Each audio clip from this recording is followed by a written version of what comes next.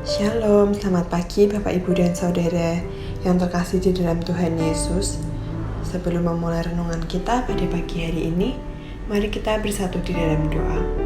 Terima kasih Tuhan Yesus untuk kasih setiamu, untuk kebaikanmu yang boleh kami terima hingga saat ini. Kami bersyukur Tuhan untuk hari yang baru, Engkau boleh memberikannya bagi kami. Dan saat ini kami akan merenungkan firman-Mu.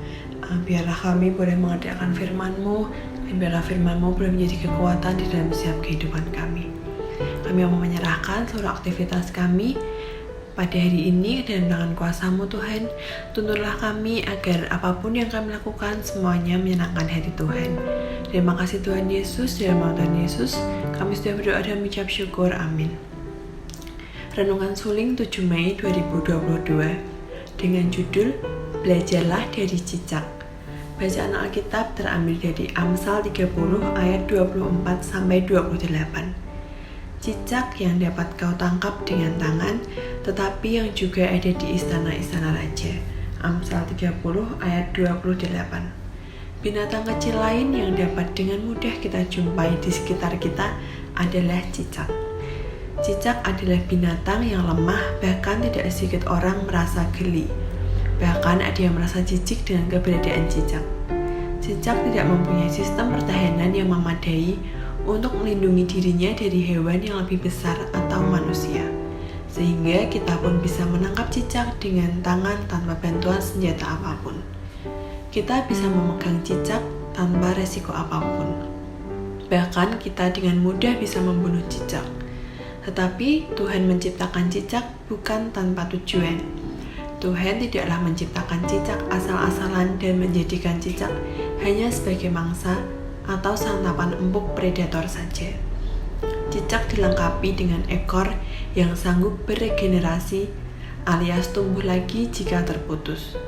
Ekor cicak ini akan terputus ketika cicak merasa sedang dalam bahaya, sehingga cicak bisa berlari jauh-jauh untuk menyelamatkan diri.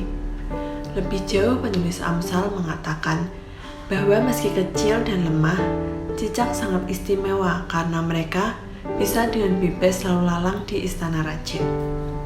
Cicak tidak dibunuh karena mereka bisa memakan serangga-serangga yang merugikan seperti nyamuk dan sebagainya. Jadi meski lemah, cicak ternyata berguna dan karena itu mereka pun bisa berada dengan bebas di dalam istana. Tentunya sebagai ciptaan Tuhan yang paling mulia, yang lebih kuat, kita perlu belajar dari cicak. Sebagai ciptaan Tuhan yang paling mulia, seharusnya kita menyadari bahwa kita dilengkapi dengan berbagai organ, indera, dan kemampuan adaptasi oleh Tuhan dalam menjalani hidup.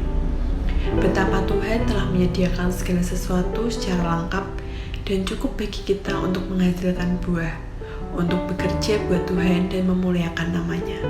Dari cicak kita seharusnya belajar menjadi orang yang tidak mudah untuk mengeluh dan mengasihani diri sendiri. Kita seharusnya menjadi orang-orang yang gigih dalam berusaha dan tidak mudah menyerah dengan keadaan. Ketika kita merasa lemah, kita perlu ingat bahwa Tuhan punya rencana bagi setiap kita dan masing-masing kita sudah dilengkapi secara khusus dan ditempatkan sesuai yang Tuhan kehendaki. Selemah apapun kita tetap berguna bagi Tuhan. Belajar dari cicak, kita harus mampu memaksimalkan segala sesuatu yang telah diberikan Tuhan untuk menyatakan kemuliaan-Nya, baik dalam pelayanan maupun kehidupan kita sehari-hari.